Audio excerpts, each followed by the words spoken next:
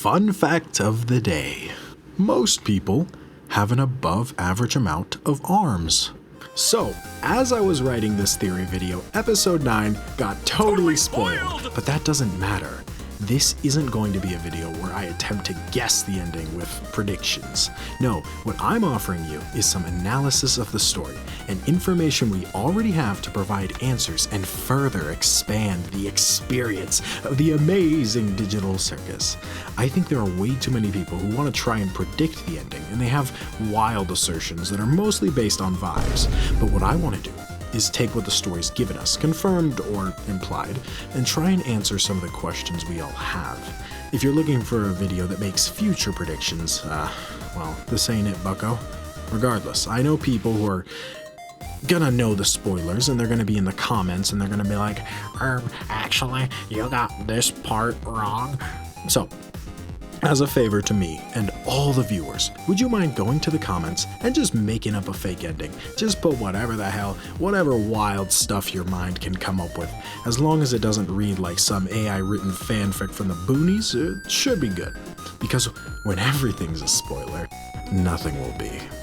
With that in mind, you know how much of my theory is going to change just because some spoilers came out? Fucking nothing. Because I'm not a fucking pussy. With that being said, if you had told me back in 2023, before the show came out, that it would be something I'd come to obsess over, I'd have called you crazy. This show is incredibly weird, and I love it. A talking pair of dentures develops abandonment issues, tries to befriend his creators, only to end a task the minds of everyone except for the chess piece that created him. Gang, let's be real. If anyone was going to have found a way out, it would have been the developers, but they all died. This ain't that kind of story. There is no Easter Bunny, there is no Tooth Fairy, and there is no exit, Pomni. And I've consulted multiple superfans of the show.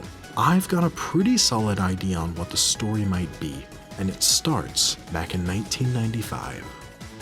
The C&A company has set its sights on the lucrative idea of developing the world's first creative artificial intelligence, a prospect that, if successful, would leave the investors swimming in cash. However, thus far, the juice has been a hard squeeze. Progress has been tricky. In fact, only 2 of the developers that we know of are able to really put a dent in this task at all. The top programmer of the team is known to us as Scratch, and he seems to be highly regarded by our beloved Kinger, aka Grant. The company had learned at this point that most of the team couldn't really keep up with Scratch, so they tasked Grant to head a project to bridge the thinking gap between them, because while not as skilled at complex programming as Scratch, Grant was able to put things in a far more palatable way. I believe that the soft and hard deadlines we see on this calendar in 1995 for March 24th and March 29th respectively are either concept pitches to give to investors or upper management for, further greenlighting the project, or possibly for completing the foundation of their attempts at creative artificial intelligence, the skeleton, if you will. We do know, however, that this project did give Grant some trouble. Of course, he was able to consult Scratch to some degree, which greatly helped in completing their very first partially successful model. Partially because the model wasn't without its, quirks. The animatronic characters here do get a bit quirky at night. Of course, the creative AI models would need to be used by consumers, so Grant figured he'd start by giving the models some fun data to learn from. Carnivals, circuses, festivals, birthday parties, all these fun activities. Then, he put the data of actual objects, places, things people enjoy, gummy worms, pools and their toys, burgers, nice lush landscapes, masks, dolls, things that you can hold, feel, and see. Unfortunately, having been fed with only pure joy had left the AI unable to output useful data.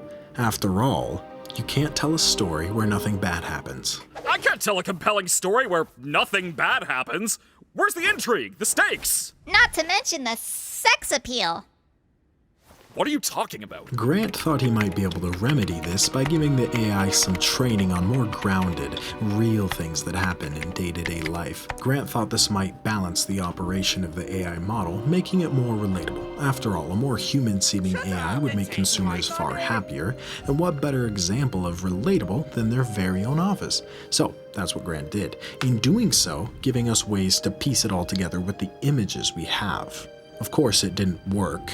The AI couldn't balance the relatable and wacky while keeping its coherence. Any output at this point was simply off the rails.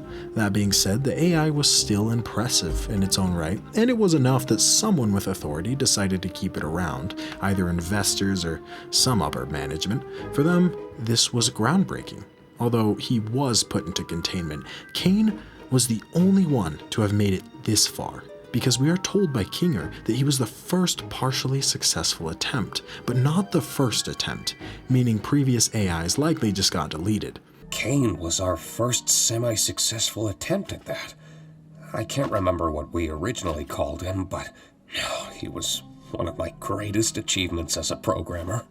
The fact that they kept Caine around is very telling, because if they had no further plans for Caine, he would have been deleted.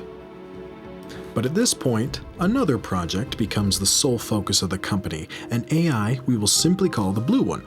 For now, we need to talk about this new AI. Of course, by color alone, the story makes it obvious that this AI is very different from Caine. Even if it's built on the same foundation, this one is meant to have another set of capabilities. I guarantee the development was taken on by scratch at some point during Grant's work on Caine. The rest of the team couldn't because they were unable to even wrap their heads around the task. I think it's safe to say that Scratch was inarguably essential to the company's development of creative AI. So it must have hit the whole company hard to learn he had a tumor in his head. And judging by the way Kinger's whole attitude changes when he brings up the tumor, we can say it wasn't a benign one. It was good groundwork for something the rest of the team could wrap their heads around. I can't say the same for Scratch. His ideas were often so bizarre and abstract that the rest of the team had no idea how to work in his language, either due to pure brilliance or the tumor in his head. The median survival time for aggressive brain cancers seems to be around 15 to 20-ish months. Of course, it depends on so many factors, and we don't know the exact type of cancer that he had. The diagnosis could have been one of those circle dates we see in March of 1995 as well, which would be 19 months by the time October of 1996 comes around. It could have been at any point, but I have reason to believe he was diagnosed before or during Caine's development. Caine was given pictures of the office to train on, and among them we see the desks of several people, but this one stands out for multiple reasons. You see, not only is it more bleak than the others, lacking decor, but there's also 3 coffee cups. Among the many symptoms that can occur from brain tumors, headaches, fatigue, and general tiredness are very common. An eccentric workaholic like Scratch may not care so much for decor, but would certainly care to have lots and lots of coffee to keep the fatigue at bay. As his condition worsened, he may have wanted to make sure they succeeded in making creative AI before he died. Now that would be something to be remembered by. But despite his brilliance, this task was just so troublesome. Sure, he could give Grant some pointers, but ultimately he would run into the same problem. Over and over and over. The same problem that a lot of brilliant people have faced in real life. You can't make an AI creative. Not really, anyway. At some point, inspiration had to have hit Scratch. Maybe it was one day when looking at his brain scans. He wonders how even his cursed brain could come up with so much, and yet he couldn't make a program to do the same. Damn it, he must have thought. If only I could just put my brain into the computer. Wait. That's right. At some point, he figures out that if you can't make the program creative, just put your brain into the program instead. But wait, A sentient mind as an AI might go crazy. Besides, it would be inhumane to put a human mind into a program like that, especially alone. But what if you could upload multiple mind files as a database and allow a computer AI to access and reference the mind files for its creativity, all while keeping the uploaded brains in stasis? They wouldn't be conscious or aware, while the AI is able to peek into their minds to do the tasks that require the touch only a human can give. This would allow you to have a program that runs an AI with the same control as any other AI, but the creativeness of a human. Of course, for commercial use, you'd need to censor personal information within those minds, such as names. After all, if the AI references a specific name from someone's life, that's a legal nightmare that leaves them way too open for lawsuits.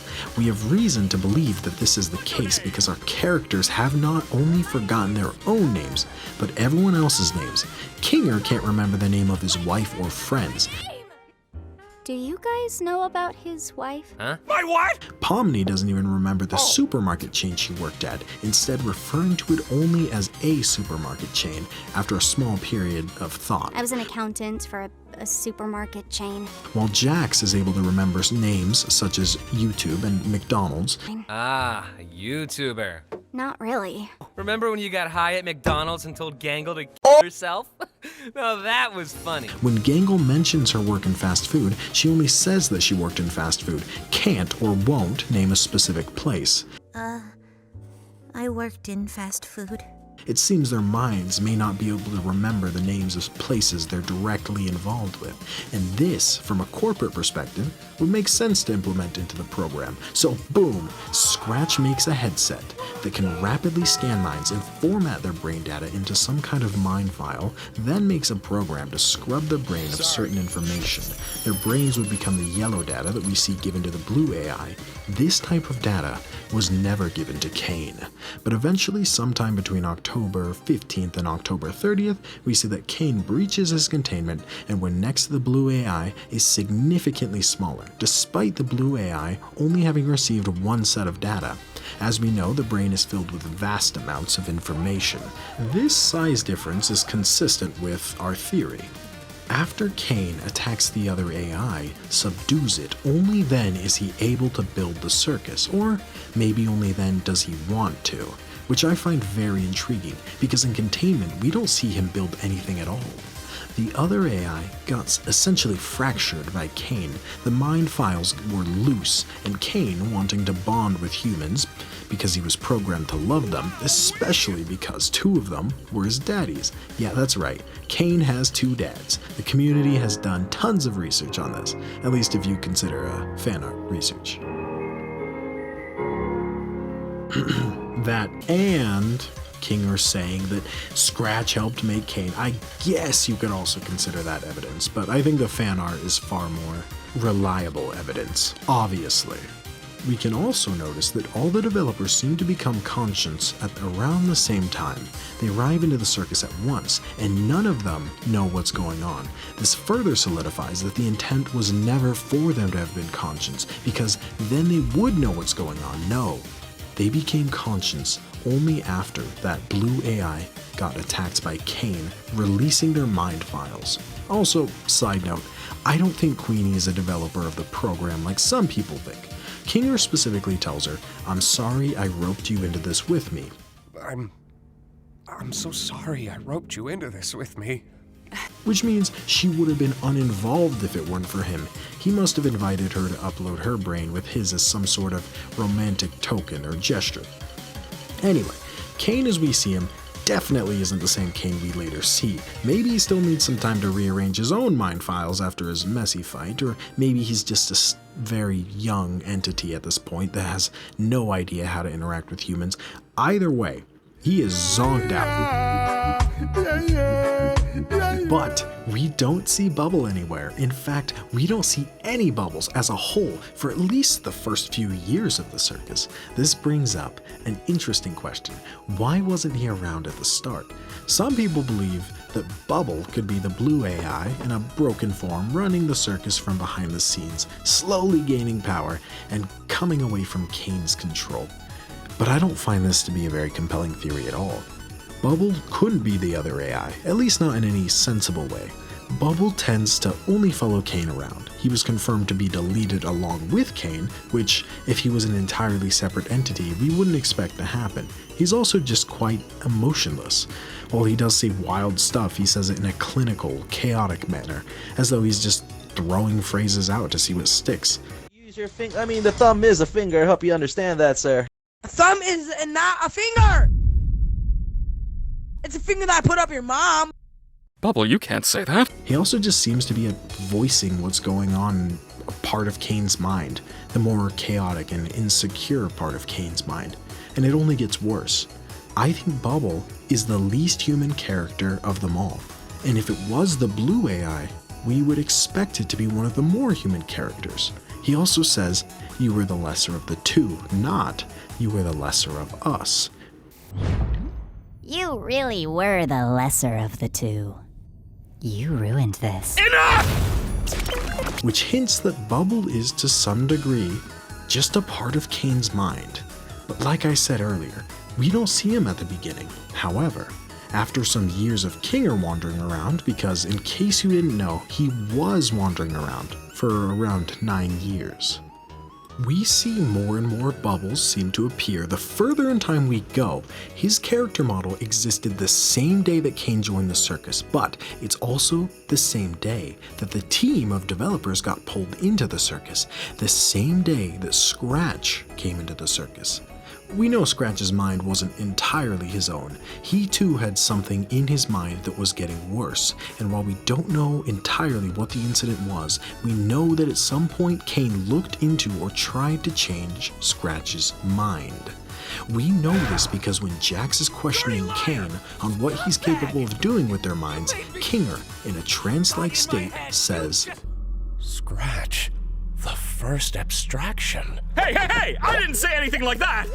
I'd totally recommend checking out Film Theory's video where he believes it may have been to try and help Scratch by getting rid of the cancer. This, of course, caused Scratch to abstract. The thing is, the brain tumor would have definitely been scanned and uploaded into the circus with the rest of Scratch's brain, but we have no reason to believe that the brain tumor could even abstract. Because while brain cancer cells still do fire and think in a way, they're detached from the rest of the brain's thought process, only thinking chaotic and nonsensical thoughts. Caine may have succeeded in putting the tumor into the Bubble Chef character who already existed, or was a new character that Caine made to transfer the tumor to, but what I think could have happened is when Scratch abstracted, the tumor didn't reside within Scratch anymore. It attached itself to Caine, who was in Scratch's mind, and is the circus itself. He has no idea what the tumor is or how to get rid of it. That's right, I believe Bubble could be Scratch's tumor. Having no complex thought, it was able to outlive its first host, and now affects the mind of Caine. I get it, right? It may sound a little crazy until you look at the bigger picture. This seemed to elude most people. Look at Kinger's eyes when he talks about Scratch. Caine is to his right, and yet he's looking directly straight forward, directly at Bubble when he talks about Scratch. Brain tumors are also known to affect the larger mind of the host that they reside in, and of course it gets worse over time. Caine certainly gets far more irritable and more irrational as the show goes on, and this is easy to see, especially in his interactions with Bubble himself. As Bubble gets more crazy and out of control, it catches Caine by surprise, but Caine isn't really able to do anything about it. He can pop Bubble, but he can never really get rid of Bubble. While we even get a visual of Bubble multiplying rapidly while he's attacking Caine's insecurities.